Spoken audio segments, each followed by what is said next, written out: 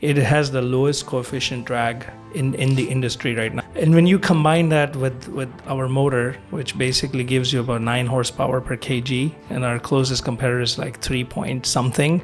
So you're 3 times more powerful than our closest competitor. 836 kilometers is our top range. So you can charge the battery and you can drive basically from Karachi almost all the way to, let's say, I want to say Bahawalpur. Don't pick your profession based on how much it will pay, but what will keep you happy at the end of the day, because that's what drives us at the end. Hello and welcome everyone to episode 65 of Digitales. My name is Faisal Sultan, founder and CEO of East River. Today I will be talking about a subject I am extremely passionate about: automobiles. Well, it's the future of automobiles. It's the future of electric vehicles. In fact, it's called automotive technology now, auto tech. They appear, cars are now appearing at electronics shows because they're considered technology. And someone who is at the forefront of that space at Lucid Motors, someone who heads their Middle East operations, who's had over 25 years of experience in the auto industry, is here to talk to me. Faisal Sultan, how are you today? Good. Faizan, how are you? I'm good. So you are at Lucid Motors, and I've been following this company from day one. Peter Rawlinson and his concept of a very light battery and a very light motor that powers all 4 wheels, that was supposed to be part of Tesla, did not become a part of Tesla, is now a part of Lucid, is what's driving this car, this vehicle, and it has blown the doors literally of the Porsches, the Mercedes, and everything in the market. Why is that? How is that? Definitely, I think, as you said, cars have become a technology-based platform.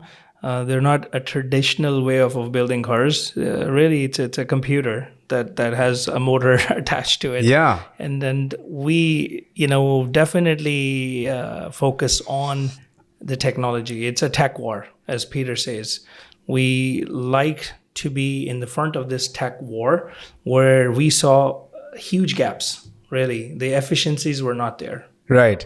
So we talk about sustainability on one hand, but then if the powertrain is not efficient, right, and you're not really doing anything to sustainability. Right. So we saw that gap, and then Peter and his team and our leadership team really focused on that to bring the size, the density, the power density of the motor to a brand new level. So we're 4, 5, 6 times ahead of our nearest competitors. Wow. And that gives us the edge. Tech is what is driving this company, really. And you've brought this really cool video for us to check out to really showcase the performance of this vehicle. Why don't you guys check this out? The design, the efficiency, the performance, the range. I mean, really, it's everything. It's beautiful, it's elegant, it's classy, it's everything I would have wanted in a car. It feels like what a next generation car should be. And this is a Lucid Air. It's a triumph of automotive design. It's the first time I've seen this on the hill, and I've got to say it's pretty impressive, the Lucid Air. This is the new Lucid Air. Now, yes! Yes, it keeps going!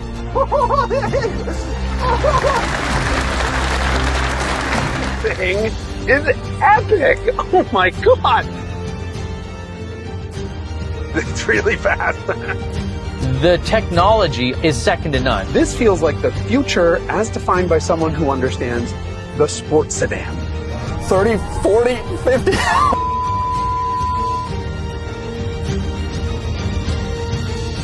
There's fantastic technology, beautiful styling, incredible range, great luxury. This car has some amazing promise. It's outstanding. It's not just one thing in this car, it's everything together. Outrageous. Whoa, oh my God. So as you can see, I mean, this thing is crazy. And I mean, for those who know me, they know how much of a car guy I am. And I've been a petrol head my entire life since I can remember. And I've always thought of cars being sort of with the big engine, the loud noises, the 0 to 60, with feeling the acceleration and the throttle, but at the same time, getting the sound right as well. But here is something that accelerates like nothing else, is the size of an S-Class and handles like a Lotus Elise. How is that even possible? The mechanics don't make sense. The physics doesn't add up. Yeah, it's simply amazing what our design and engineering team has been able to do. It has the lowest coefficient drag in the industry right now. So when we talk about the Ferraris and the Lamborghinis and some of the others, companies that have been out there, we've been able to beat them. That's unbelievable. What's the drag coefficient on this? 0.18. Wow. So just for those who are not familiar, so drag coefficient is the amount of resistance that is created when a vehicle is moving through air, right? And so the more sleek and streamlined a vehicle is, the less resistance there will be, the faster it can accelerate, the more fuel efficient it will be. And at the time, EVs like the Prius had a very low drag coefficient, and they did really well. They had a camback design with a little like hatch at the back, and that was considered the future. But a 0.18, and at that time, industry standards, if you were at a drag coefficient of 0.21 or 2.5 or 2.4, you were amazing. Amazing, yes. And 0.18, yeah, that's unheard of. Unheard of. So, and when you combine that with our motor, which basically gives you about 9 horsepower per kg, and our closest competitor is like 3 point something. So you're 3 times more powerful than our closest competitor based out of California. Which is where your founder actually worked originally. Exactly.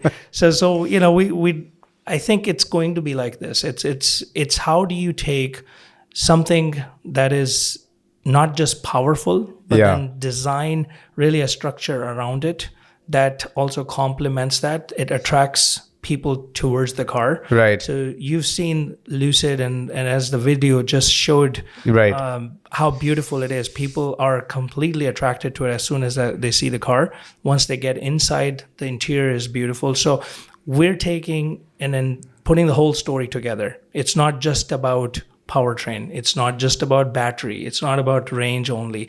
It's about the design. It's about the attractiveness. It's about the performance at the end of the day as a full package. And that is the gap that was there. So how is it? I mean, so what you're saying is that is in essence, you are solving the problem of efficient mobility. Definitely. And how is that problem different than the one Tesla is solving? So when Lucid was formed, and then Peter's vision was really to look at the market, and the market really had no luxury electric vehicle offerings. A lot of the other companies were trying, but their performance was so low that people were not getting into these cars. As you mentioned, I was a Mercedes guy before I jumped into a Lucid, and definitely, you like that luxury aspect of the car. And once you were getting into these traditional, electric vehicles being offered, such as Tesla or Toyotas, hybrid vehicles, you were not getting that feeling. It was just not available. So, but they were very advanced in tech, though. The material feeling wasn't there. I mean, I've driven a Tesla a bunch, and yes, the materials are not there. They don't feel super plush and nice, but the technology is extremely premium. Yes, and I think it is compared to a combustion engine for sure, but I think there is another level, and that's what Lucid is really bringing to the table, and that's what you will see. There are hundreds of videos out there that are now just comparing our powertrain as a benchmark, right? For other companies to follow. Interesting. And so you mentioned earlier that you wanted to create this sort of experience where powertrain, performance, luxury, all are solved together. Why would you go into a market with a premium offering when the mass market is where the market really is at? I mean, not everyone can afford a vehicle that is, $150,000. I mean, it makes more sense to go in with a vehicle that is $30,000. Why not solve that problem where you can have a much larger audience? And why start with the premium segment? I think it's, if you look at some of the other electric vehicle companies such as Tesla also, I think their first offering was something very similar, very high priced. And I think there is a reason behind it, because there's a lot of lot of engineering that goes behind these, to solve these equations, and then put the money. The money upfront is a lot of investment, and therefore your first product should be a niche product. And that's where the gap was. We looked at, when we laid out the roadmap, and we looked at what Mercedes is doing, what Audi is doing, and what Volkswagen is doing.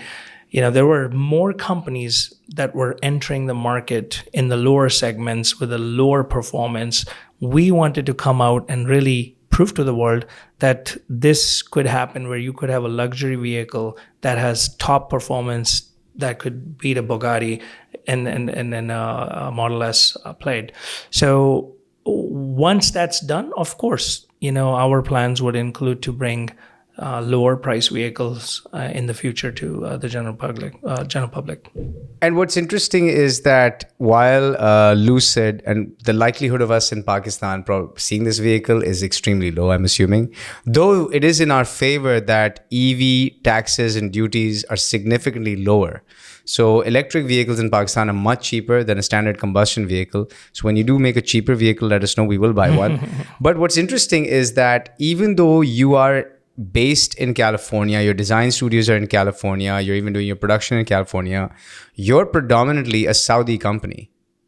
How does that work? How is Saudi getting into the auto manufacturing business when this is a country dependent entirely on petrodollars? Yeah, it's interesting. I think so. The Public Investment Fund of Saudi Arabia, which is our largest shareholder, as you're aware, saw the possibility, and that Lucid is really bringing to the table. So Lucid was existing before they invested in this. Definitely. And so Lucid had started off as an idea in what year? I think we were basically in the early 2010s, 11s, and 12s. Oh, so it's been around for a while. Yeah, I think we were formed in 2012. Right. If I have my numbers correct, but the company was actually a battery supplier named Ativa, and Ativa actually supplied to the full Formula E for a long period of time. And, so that's where they got their performance side and the experience from. And that's why we are the longest range, car company in the world. The top 6 models in the world are right now Lucid Air variants before Tesla. 800 kilometers, 836 kilometers is our top range. So you can charge the battery and you can drive basically from Karachi almost all the way to, let's say, I want to say Bahawalpur, if not more, maybe a little bit further. Maybe a little bit further. In one charge. So I think that's where we get our experience. And then, of course, once we had those 20 million miles on our batteries, we decided to jump into the electric vehicle segment also, because it completely made sense. We saw the gap. The luxury vehicles in electric vehicles were not there. And then Public Investment Fund also jumped in and then basically became the majority shareholder of this company. And what's interesting, there are many parallels. In Saudi Arabia, you have the Vision 2030 with His Royal Highness, Mohammed bin Salman. He's basically transforming the company into more of a non-oil-based economy. There are specific targets by 2030 that has to be met, and it is about sustainability. So we fit completely in parallel with that transformation that was happening in the country. Interesting. And so when Saudi's shifting away from sort of a reliance on petrodollars, one of its initiatives was invest in an electric car company. And this is the one that they found. And I think you're building a manufacturing operation in Saudi as well? Yes, our first international manufacturing plant outside of United States is being built in King Abdullah Economic City near Jeddah in Saudi. So we're very proud of that, and it's progressing, on target. Interesting. And so from that, will you supply to the entire Middle East? I mean, where do you see the biggest market for your vehicle? Obviously, North America is the biggest car market in the world, I believe. Yeah. And well, China now, of course, China yes. and North America are the two big markets. But for luxury vehicles, Middle East is a huge market. Right. Even the European car makers rely on this market a lot. So It's Middle East and beyond from this plant. Right. We are definitely, it's not for Saudi. It's not just for the region around it. It's for the full Middle East and beyond even. And it is with a lower price product. Okay. So So it won't be the same Lucid Air Touring. We will assemble the Air, but that will be an assembly operation, and we'll Right. start that pretty soon. End of this year is the target for us to start that. And then by 2025, 2026 timeframe, we are definitely going to have CBU, complete build units, lower price product that we're going to produce for region and plus more. Interesting. And so you talk about the US, you talked about the Middle East. China does a great job manufacturing very low cost vehicles, and they've managed to scale it. They started the industry, I'd want to say like maybe 15, 20 years ago, really jumping into it. And they're now getting into the battery technology vehicles, and they have a battery electric vehicle that is one of the top sellers. I forget if it's Neo, if I want to get it right. Neo is there. Yeah, they have few now. Would a product like this, a very premium product centered on the American market, ever succeed in a market like China where cost consciousness drives, let's say, the average Chinese consumer? Yeah, I think there's, for the refined customer who knows the differences, the range, the performance, the luxury, I think definitely our product cannot be compared with someone like Neo or some of the other companies there. But for the mass market, I think that's why companies like Tesla has introduced Model 3 and Model Y, and companies like Lucid will also, we will definitely look into that too, as we said. But I think in the future, EV is the way to go. So there's going to be more competition. I think more companies, the traditional OEMs, General Motors has already announced by 2030, everything will be electric vehicles. Before all of their cars will be electric. Yeah, so I think... So the big supercharged V8s, the 6.2, the LS1, all of them, LS7, all dead. Go away, unfortunately. Wow, that's just sad. So hold on to your classic. Seriously, I mean, I'm just now, I'm heartbroken that I won't be able to start a car and hear the engine rumble. I mean, you can hear it in the speakers because I think some of these EVs now have noises coming out of speakers that are fitted outside. So it sounds like a real, combustion vehicle. Interesting. One of the other things that comes to mind is when you're thinking about auto technology, and you touched on this earlier, is that you're in the business of, let's say, mobility and technology, the intersection, right? Vehicle autonomy and autonomous driving are something that are hotly talked about. Tesla talks about it a lot, and in fact talks a lot about why they don't play in the luxury space is because they're taking, let's say, that investment or that use of money, and they're putting it towards autonomy and autonomous driving and self-driving vehicles and stuff. You don't talk about that, or Lucid does not mention that. Lucid talks more about the driver's driving experience and less about autonomy. So let me get this understanding right. Where does Lucid see autonomous driving head in the near future? So there's two aspects, right? There's the technology capability of the product itself, and then there's the infrastructure readiness, right? So those are the two main things that really are going to make autonomous vehicles, available in all the places. If you don't have one or the other, it doesn't work out, because cars What infrastructure do you need for autonomous vehicles? Cars have to talk to each other, so you have to have connectivity between all cars. That's very important. You have to have monitoring systems, cameras, smart cameras that are communicating, signals that are also tracking the car movement, cars talking to the signals, when is it going to stop, or rerouting of traffic. There's a lot of things that have to be integrated. So there's a lot of tech that is being worked on, but the infrastructure has to be ready, and those are more on the smart cities or city corporations that will have to jump in. The government will have to jump in and into that. So in controlled areas, I think autonomous vehicle for sure will be available, but it's going to be in pockets in the future. It's not going to become that you're going to see it everywhere in the world. Can you see it in Pakistan? Anything can happen. Yeah, anything can happen. So you're saying that autonomous driving, self-driving cars will not be a mass market availability? Smart cities, maybe, let's say the urban centers or the capital cities of the world, more developed areas. that has more infrastructure, no power interruptions are happening, connectivity is always there, good network, and then more cars that have the capability to track each other. I think that helps. So let's take an example of a city like Dubai, right? It's a brand new city, 20 years old. For them to build this sort of infrastructure, they've demonstrated they can do this. For them to move to a completely autonomous city or self-driving city, let's say within a certain parameter, should not be a problem. I think if they put their mind and money to it, I think they can definitely do it. Riyadh definitely now is basically upgrading the city as we talk. So they're making areas that are going to be smart zones. And if that happens, I can see definitely, cars being autonomous. And obviously, other than, sitting and watching TikTok videos on your phone while your car drives itself, what other benefits are there of autonomous driving? Well, personally, I think I like driving the car, and I think I know you also do. So even when we have people who can drive us around, we just feel that urge to get behind the wheel and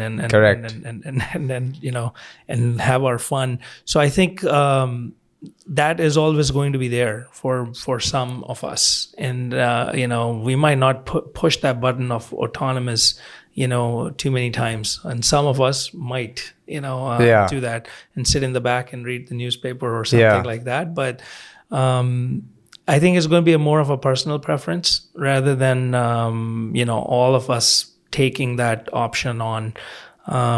There's other issues with autonomous also, and I think who was controlling the car when an accident what if someone hacks into your car? Exactly. It takes control, and there's been movies made about this. Cybersecurity is going to be huge, right? So you all of that has to really. I can imagine that. So right now, just with the whole crypto boom over the last 2-3 years, so many accounts with cryptocurrency in it were hacked and the money was taken away. And there's nothing that you can do about it because no laws, regulations didn't exist. Similarly, in autonomous driving, what if someone hacks in your car and takes you and drives you off a cliff or, runs a red light? There's all sorts of things that can happen. Definitely. And I think that's why it's taking that long of a time. It's not just a technical capability issue. It's the whole ecosystem, the litigation, how are we going to protect each other, and how is the financial industry, the legal industry, how is it going to view it? So the insurance industry is a huge, player, stakeholder. So, so will the regulation, do you think in this case versus crypto? So crypto regulation seems to be following the market and the industry progression, right? It's coming afterwards. Will regulation come here before because human lives are at stake? I think so. I think regulation has to catch up, and it has to be, the framework has to be there before any of these car companies, full-fledged autonomous vehicles, come on the road. Interesting. What happens to those people who enjoy driving? That sensory experience of driving. And again, as someone who's been a motorhead their entire life, you cannot detach. An electric vehicle can never, ever recreate the sensory experience of a combustion vehicle. The experience of putting the gear in, the clunking, the mechanical clunking of a gear going into place, the clutch being pressed and the right time, the clutch plate and the flywheel make contact and the car launches, and the acceleration and the sound of the exhaust and the, feeling of how it all comes together. None of that exists in any electric vehicle I have ever driven. And I've even driven the GM's EV1 on General Motors proving grounds when I used to work there. Great acceleration. All of them have great acceleration. But if I want that sensory experience where everything is coming together and I feel everything, the steering's directness and the sound of the motor, what happens? Does that all go away after 2030? Because if everyone's making electric vehicles, where's the fun and joy in motoring? I think people will continue to drive, their favorite vehicles. They will keep it. They will keep them up to date. But I think it's, I agree with you. That's exactly how I used to think until I got at least into the Lucid Air variants. I'm just simply blown away from the performance. The acceleration is one thing, but it's the total package, right? As we talked about earlier. And it's more of a getting used to it, I think. So, I'm getting used to it, and I'm driving my Lucid Air now. I enjoy driving it as much as I was, enjoying driving a Corvette or Right. a Dodge Viper, Right. at some point in time. So I think we will all adopt sooner or later. Some might take later, more time, Right.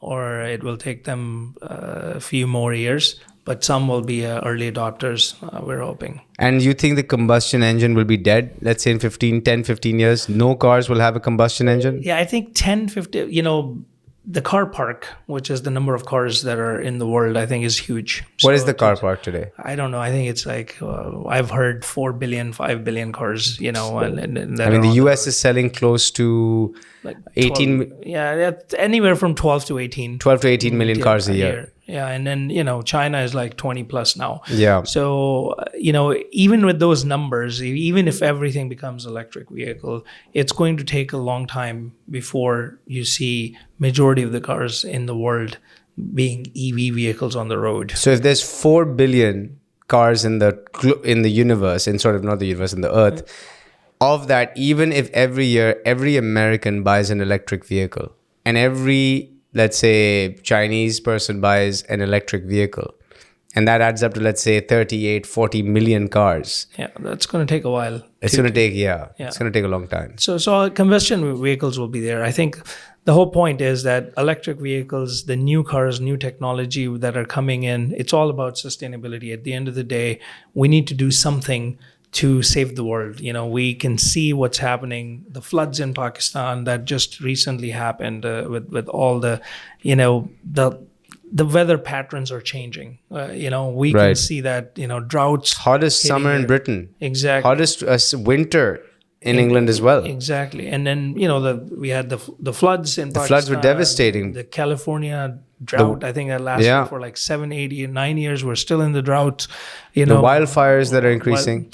So I think we need, as responsible citizens of the world, this is our contribution to give back, because we have to, realize that transportation is one of the major contributors of Pollution in the world. So definitely this electric vehicles helps towards that. The more electric vehicles that get on the road, I think it'll be better for the world. And more of the combustion, especially the very old combustion engine vehicles that in places where there's no emission controls. Right. So I think that if they're off the road, lower cost EVs are available for people to buy. I think that's going to help.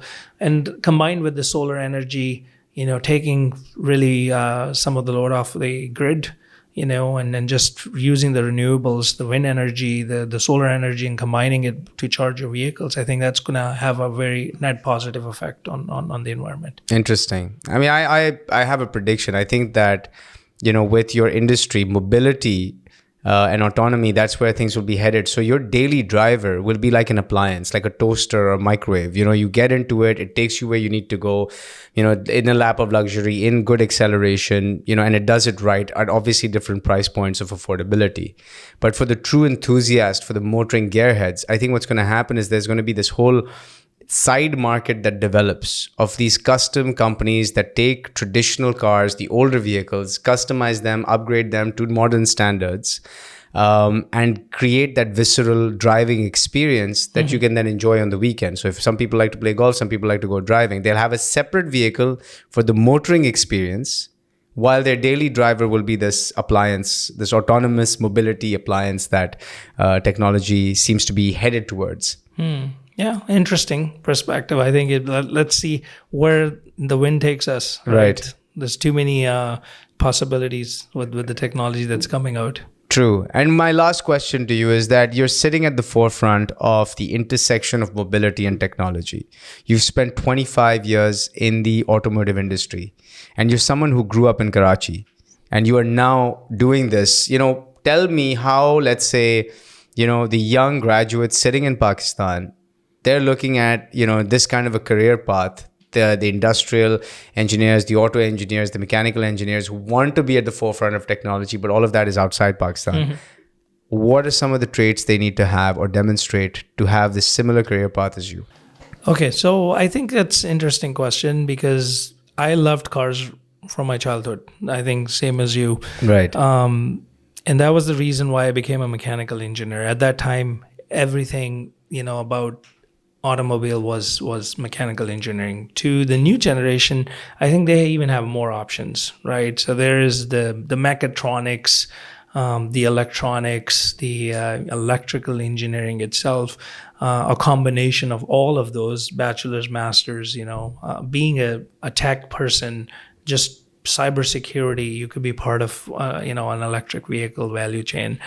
So the options have really grown. For me, it was not that easy, to really get out of my comfort zone. Living in United States, I moved out of here when I was 16 years of age on my own, and then started going to universities in Detroit area, just because I knew Ford was there, GM was there, Chrysler was there, and all the supply chain was there. So most likely I will end up in one of those companies. And so people have to look at what they want to do, what's their passion, what will keep them going. I get up and I get excited to get into a Lucid Air, just as I was excited at that time engineering the Tahoe truck parts.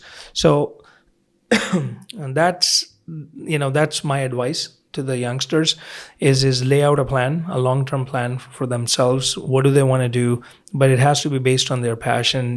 Don't pick your profession based on how much it will pay, but what will keep you happy at the end of the day, because that's what drives us at the end. We can all make money, but then we get bored. That's true. We will change professions mid-age, and that's not where you want to be. No, that's a very good point. And in fact, I'm reading this book by Viktor Frankl. It's something about In Search of Meaning. And one of the points that he raises is that man's true state of happiness is if they have a meaning to live their life. And if they're living towards this vision or this goal or this meaning. And so if you're chasing money, that's not really a meaning, because you might get it then. And then what? It won't last. It won't last. So you really must be passionate what you are. And so that's what you've done with your career. Best of luck. I really hope you're able to bring Lucid to Pakistan. I know we don't have the roads in Karachi for it, but definitely Punjab has some fantastic roads, and speed limits are not as much of a problem here. So we can really test the top speed of that thing. And thank you for the time. Thank you for having me here. It's a pleasure. Thank you so much. And thank you everyone for tuning in. Stay tuned for the next episode of DigiTales. And please subscribe below. Click on the box and subscribe to our YouTube channel. Thank you. Bye-bye.